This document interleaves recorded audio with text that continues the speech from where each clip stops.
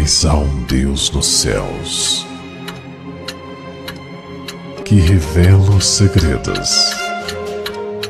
Ele revelou o que vai acontecer no fim dos dias.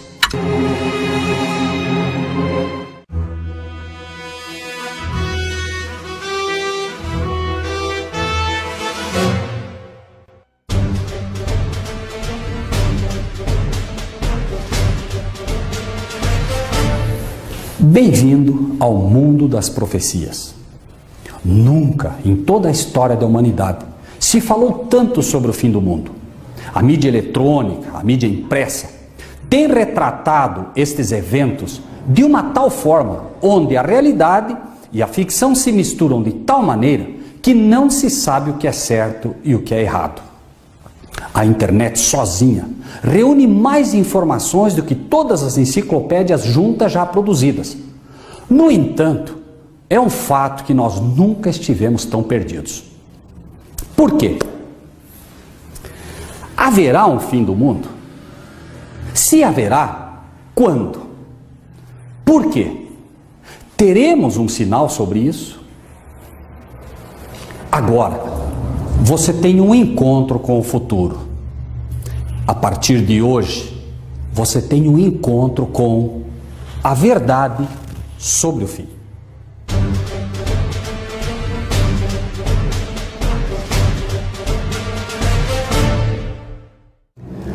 Bem-vindo ao mundo das profecias.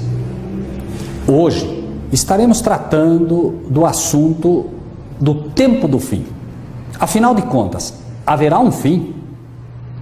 Quando falamos em profecias, alguns profetas se destacam. Embora nós tenhamos tido recentemente a Pedra Maia com uma promessa de fim do mundo para o ano de 2012, já ficou claro que esse não era exatamente o propósito, quem sabe, daquele povo quando apresentou ao mundo esse tipo de entendimento. Agora, nós temos hoje bastante conhecido Nostradamus, um profeta que muitos conhecem e que depois da Bíblia é seguramente aquele que mais se busca em se tratando do assunto das profecias. Mas a pergunta é: as profecias de Nostradamus são de fato dignas de crédito? Vamos dar uma olhada em uma delas. Profecia da destruição das Torres Gêmeas. Na cidade de Deus haverá um grande trovão, 2 irmãos serão destruídos pelo caos. Enquanto a fortaleza resiste, o grande líder sucumbirá. Nostradamus.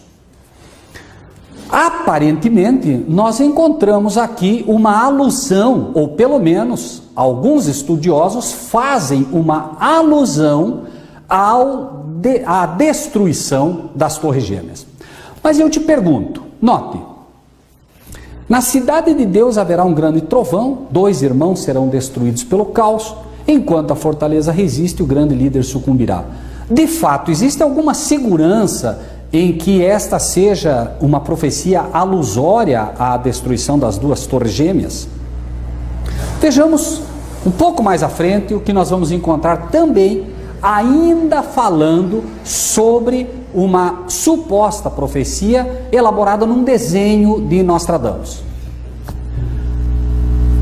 Esse desenho, os estudiosos dizem que a interpretação desse desenho pode ser astrológica, alguma coisa sobre algum acontecimento importante no momento em que o Sol estiver no signo de Leão.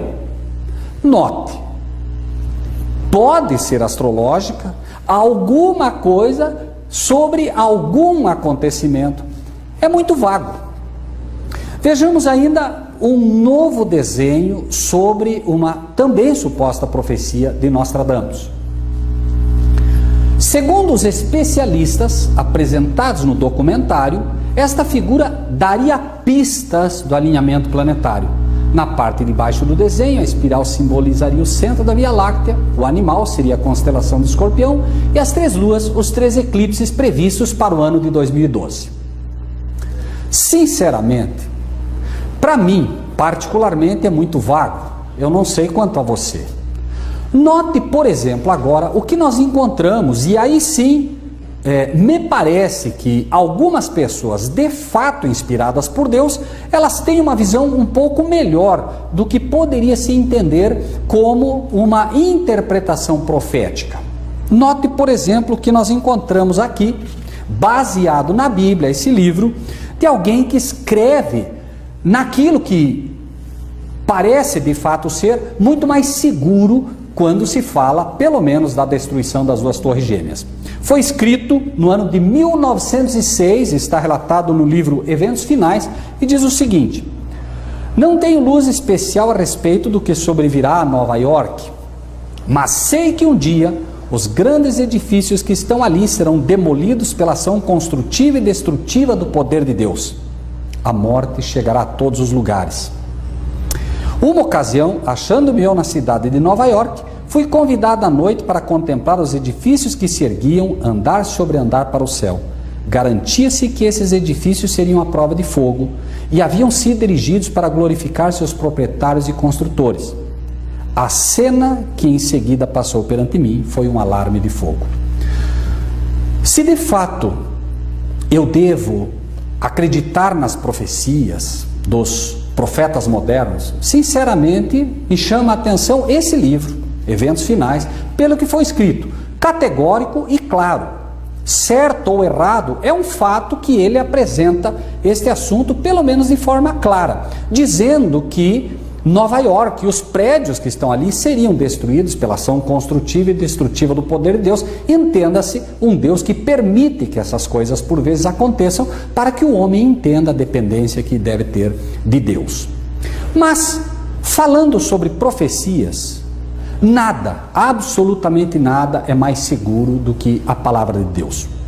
Na palavra de Deus nós encontramos de fato profecias que, embora simbólicas, são muito claras quando devidamente entendidas, usando as regras que a própria Bíblia nos deixa. Note, por exemplo, o que nós encontramos no capítulo 24 do livro de Mateus. Ao capítulo 24, nós encontramos aquilo que é conhecido como o grande sermão profético de Jesus Cristo. E note os detalhes desta profecia. Quando Jesus está com os discípulos e uma multidão está ali com ele, inicia-se uma pequena discussão a respeito de algo que Jesus diz a eles. Note, quando Jesus ia saindo do templo, aproximaram-se dele os seus discípulos para lhe mostrarem a estrutura do templo.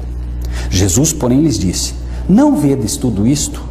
Em verdade vos digo que não ficará aqui pedra sobre pedra que não seja derribada. E estando assentado no Monte das Oliveiras, chegaram-se a ele os seus discípulos em particular, dizendo: dize-nos, quando serão essas coisas e que sinal haverá da tua vinda e do fim do mundo? Note até aqui que, quando os discípulos perguntam a Jesus sobre a vinda e sobre o final do mundo, Jesus, ele não diz, não haverá isso estará errado, nada disso. Ele simplesmente limita-se a ensinar e a mostrar, não só aos discípulos, mas também a nós, que isso era uma realidade que iria ocorrer um dia. E os discípulos fizeram essa pergunta movidos de curiosidade, em função daquilo que Jesus disse. Jesus disse: olha, não vai ficar aqui pedra sobre pedra. Um templo com pedras de 1 tonelada. Certamente os discípulos imaginaram, bom, para que pedras de 1 tonelada possam ser derribadas e não fique nada aqui, deve ser algo próximo do fim do mundo, não pode ser outra coisa. E Jesus então começa a lhes explicar dizendo: acautelai-vos que ninguém vos engane, porque muitos virão em meu nome dizendo: eu sou o Cristo, e enganarão a muitos. Ouvireis de guerras e de rumores de guerras. Olhai, não vos assusteis, porque é necessário que isso tudo aconteça, mas ainda não é o fim. Porque se levantará nação contra nação, reino contra reino, haverá fomes, pestes, terremotos em vários lugares. Então Vos hão de entregar para seres atormentados e matar-vos-ão, e sereis odiados de todas as gentes por causa do meu nome. Entre alguns sinais que Jesus dá aqui, alguns chamam a atenção: fomes, pestes, terremotos. Você poderia imaginar ou dizer que isso sempre ocorreu. Não há novidade nisso, porque nós sempre tivemos fome, sempre tivemos terremotos, sempre tivemos isso, sempre tivemos aquilo. Agora, quando Jesus começa a enumerar esses sinais, falando dos falsos cristos, falando dos falsos profetas, falando daquilo que ia anteceder o fim do mundo, repetindo, o fim do mundo é uma realidade, segundo o que disse Cristo, e está linkado com a vinda dele. Jesus também apresenta alguns sinais que já ocorreram para que você tenha segurança em relação à palavra de Deus. E antes que a gente entre nesses sinais especificamente, deixe-lhe mostrar algumas coisas curiosas. Quando você abre a Bíblia e começa a estudá-la, você encontra algumas coisas muito interessantes. Por exemplo, não fazem mais do que 600 anos que nós sabemos que o Sol é maior do que a Lua. Mas note, por exemplo, que nós encontramos no livro de Gênesis, no capítulo 1, falando exatamente sobre a criação do mundo, relatado por Moisés.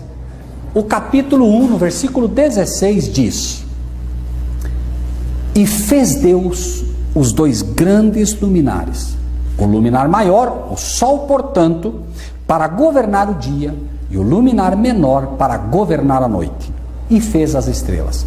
Note, escrito há mais de 3.500 anos, a Bíblia já dizia que o sol era maior que a lua. Não paramos aí. A Bíblia ainda vai mais longe e mostra outra coisa bastante interessante. Está no livro de Jó, no capítulo 26, versículo 7. Veja o que diz: É Ele, Deus, quem estende o norte sobre o vazio e suspende a terra sobre o nada. Uma leitura superficial não apresenta muita coisa, mas quando você para pensar nas crenças que haviam até não mais do que 500 ou 600 anos atrás também, você encontra algumas coisas curiosas. O mundo entendia, e as crenças que se defendiam até então, eram a de que, em primeiro lugar, Hércules sustentava a terra sobre os seus ombros. Uma outra teoria sobre como a terra estaria suspensa eram duas enormes tartarugas, e cada vez que uma dessas tartarugas se movimentava, a terra sofria um terremoto. Você já deve certamente ter visto pelo menos uma figura de Hércules com o mundo nos ombros. E haviam ainda algumas outras teorias, como duas enormes colunas que sustentavam a terra, etc, etc, etc. Mas a Bíblia, também escrita há mais de 3.000 anos atrás, no livro de Jó, já dizia que a terra estava suspensa sobre o nada. Isaías 40, 22, nós encontramos também algo bastante interessante. Ele é o que está assentado sobre o globo da terra, sobre o círculo da terra, dizem algumas versões. E os moradores são para ele como gafanhotos. Note, até há pouco tempo também se acreditava que o nosso planeta, ele era plano. Acreditava-se inclusive que Cristóvão Colombo teria dificuldades, porque iria até um ponto e aí com as caravelas ele acabaria sucumbindo, acabaria caindo no abismo. Mas a Bíblia, novamente, de uma forma fenomenal, escrita há muito, mas muito tempo antes, já dizia aqui que a Terra era redonda. Um Criador, um Deus mostrando que conhece o futuro e que conhece aquilo que criou muito antes que o homem possa chegar até lá. Mas voltemos ao livro de Mateus, no capítulo 24, para continuarmos estudando sobre esta profecia que é certamente a profecia mais segura que encontramos sobre o fim do mundo. Note, por favor, o que nós vamos encontrar ainda neste mesmo livro, agora ao versículo 15. Quando, pois, virdes que a abominação da desolação de que falou o profeta Daniel está no lugar santo, quem lê, entenda. Jesus cita também o profeta Daniel aqui, após dar alguns sinais, entre eles fomes, pestes, terremotos, falando que seriam entregues os cristãos para ser mortos. Ele agora dá mais uma pista, onde ele diz que quando virdes a abominação da desolação que está no lugar santo, como escreveu o profeta Daniel, levando-nos para o outro livro, que é o livro de Daniel, quem lê, entenda. E culmina as profecias com alguns sinais a mais. Note, versículo 29 agora. E logo depois da aflição daqueles dias, o sol escurecerá, a lua não dará sua luz, e as estrelas cairão do céu, e as potências dos céus serão abaladas. Nós encontramos muitas profecias dentro de uma só profecia do capítulo 24 de Mateus. Não teremos nem tempo aqui para explanar todas elas, mas queremos te fazer um convite adicional neste momento. Acompanhe comigo o que aconteceu, o que a história registra, diferentemente das profecias, mesmo de Nostradamus, que são obscuras, que são de difícil entendimento e que, obviamente, não têm a segurança e as peculiaridades que a Bíblia tem. A Bíblia é perfeita. Você não precisa estar em risco quanto a isso. Basta que você obedeça à regra que ela própria impõe. Ou seja, a Bíblia tem a sua própria forma de interpretar-se. Ela mesma é que se interpreta em cada um dos seus símbolos. Independente disso, Deus é um Deus que conta a história antes que ela ocorra. Essa é a grande diferença das profecias bíblicas. Deus conhece o futuro e, conhecendo o futuro, ele simplesmente antecipa os eventos e de forma muito clara para aqueles que de fato, repetimos, querem aprender sobre o futuro e querem aprender a verdade sobre o fim. Note, por exemplo, quando se fala em terremotos. Esse é um dos primeiros sinais que são apresentados. Vamos verificar, por exemplo, o que nós encontramos quando vemos um terremoto como marco inicial da profecia do Senhor Jesus Cristo. Veja, terremoto de Lisboa, você deve ter ouvido falar. Anote essa data, 1755, houve o mais terrível terremoto que já se registrou. Conhecido por terremoto de Lisboa, estendeu-se pela maior parte da Europa, África e América do Norte. Foi sentido na Groenlândia, nas Índias Ocidentais, na Ilha da Madeira, na Noruega, na Suécia, Grã-Bretanha e Irlanda. Abrangeu uma extensão de mais de 10 milhões de quilômetros quadrados. Essa informação você encontra no livro A Grande Controvérsia e encontra também no próprio Google, na internet, enfim. É uma informação que está aberta e ela mostra o início. Agora note a perfeição da Bíblia. Ainda que você dissesse, não, mas terremotos existem muitos, inclusive depois desse houveram vários terremotos. Em extensão ainda esse é o maior, mas lembre-se, esse é o primeiro dos sinais que foram dados em relação à natureza. E vamos verificar agora como isso se sucede em acontecimentos daquilo que foi dado.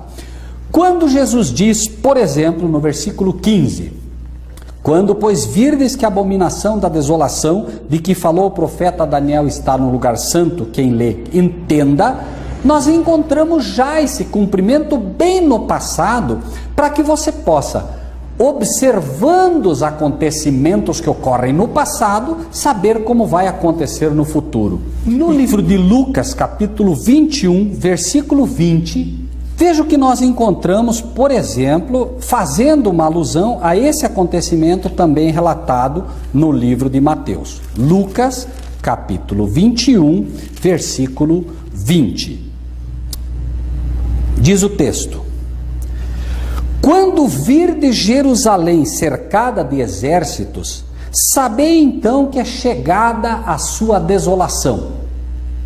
Note, um texto bastante rápido, bastante simples, que era um sinal que Jesus disse que teriam os discípulos para a destruição iminente de Jerusalém. Notem que no início nós dizemos que Jesus misturou os dois acontecimentos, o fim do mundo com o fim de Jerusalém, ou a destruição do templo de Jerusalém. E foi o que ocorreu.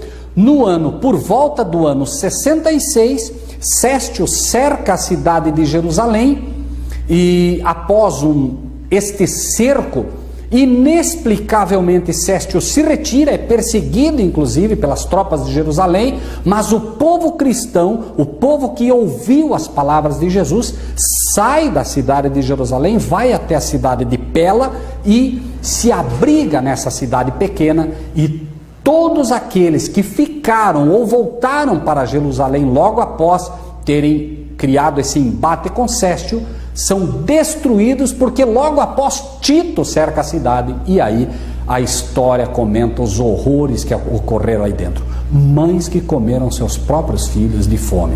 Foi realmente uma aflição, como Jesus havia dito, haveria um tempo com grande aflição. Mas, passando para o entendimento nosso, vamos observar agora o que Jesus fala também sobre outros sinais fantásticos. Notem, 1755 acontece o terremoto, que marcaria um dos sinais, um dos eventos que trariam todos os outros. 1755. Em agora, versículo 29, nós encontramos no mesmo livro de Mateus: logo depois da aflição daqueles dias, o sol escurecerá. Veja, por exemplo, o que os jornais relataram sobre esse acontecimento. O sol escurecerá. O dia 19 de maio de 1780 figura na história como o dia escuro. Não foi um eclipse comum. Note, 1780, mostrando a progressão, inclusive, da profecia que havia sido dada. Desde o tempo de Moisés, nenhum período de trevas de igual densidade, extensão e duração já se registrou.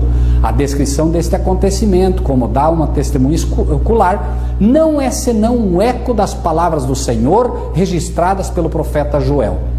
O sol se converterá em trevas e a lua em sangue antes que venha o grande e terrível dia do Senhor. Note, 1755, o sinal do terremoto, 1780 agora, um novo sinal, o sol não dando a sua luz, o sol tornando-se escuro, e imediatamente o outro sinal que é dado: a lua não dará a sua luz.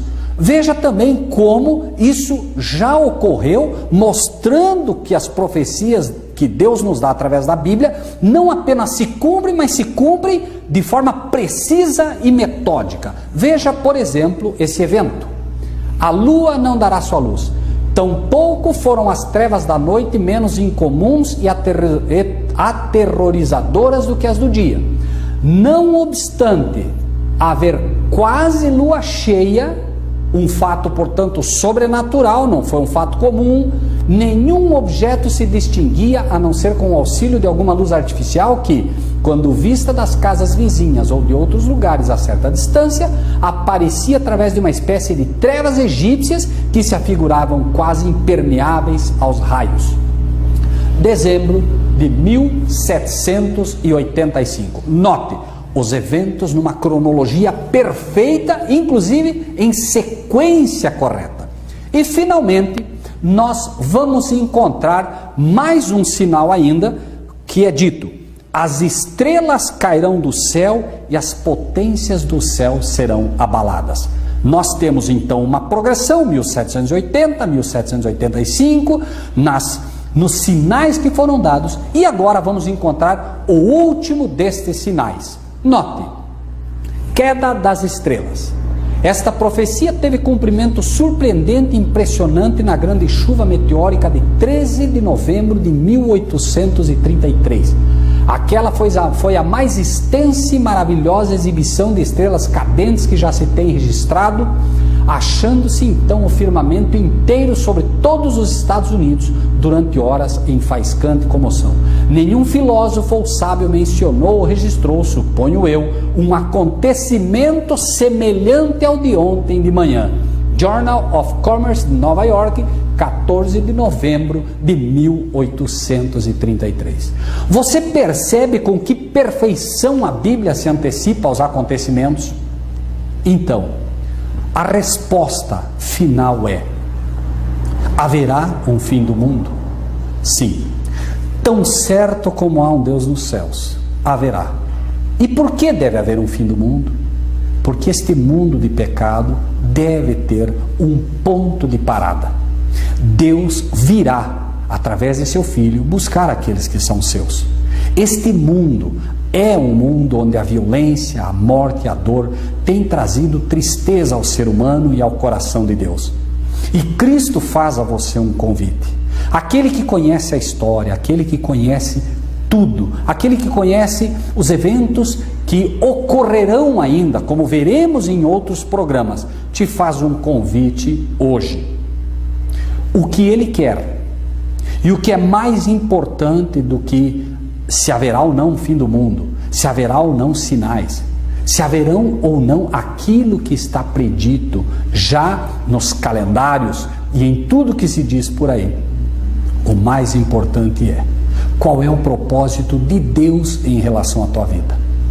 Ele te faz um convite hoje, quando tudo estiver acontecendo, quando de fato o mundo estiver se degradando como tem sido feito, e quando estiver sendo destruído pela ação destrutiva do próprio homem, e Deus permitindo que ocorra, finalmente Cristo virá buscar aqueles que lhe pertencem.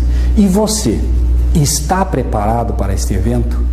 Acredite, o amor que Deus tem pelo ser humano, por mim e por você, é muito maior do que qualquer um desses eventos preditos aqui. Finalmente, Deus te faz esse convite. O livre-arbítrio que Ele te deu define se você aceita ou não. Essa é a sua posição em relação à verdade sobre o fim. Se você gostou desse tema que você ouviu e de alguma forma gostaria de colaborar com ele, faça a aquisição dos materiais da verdade sobre o fim. Você encontra, por exemplo, muitas outras informações sobre esse tema neste livro, A Grande Controvérsia. A Grande Controvérsia é um livro que trata a história religiosa, a história espiritual como você nunca viu. Esse livro, ele traz datas, ele traz informações fantásticas, não só sobre o que passou, mas também sobre o que virá. E se você preferir, você também pode adquirir conosco vídeos falando sobre esses temas. Você pode encontrar não só essa palestra, mas muitas outras, falando sobre a verdade do fim, a verdade sobre o fim, a verdade sobre os tempos que virão e tudo mais que ocorrerá, seguramente amparado pela palavra de Deus. São vários temas tratando dos mais variados assuntos e que vale a pena não só para o seu enriquecimento espiritual, mas para que você esteja finalmente preparado.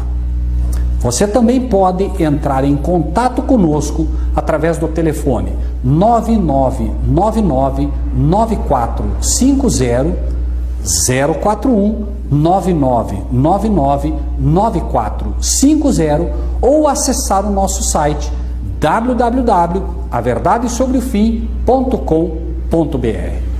Muito obrigado pelo seu tempo e que Deus lhe abençoe grandemente.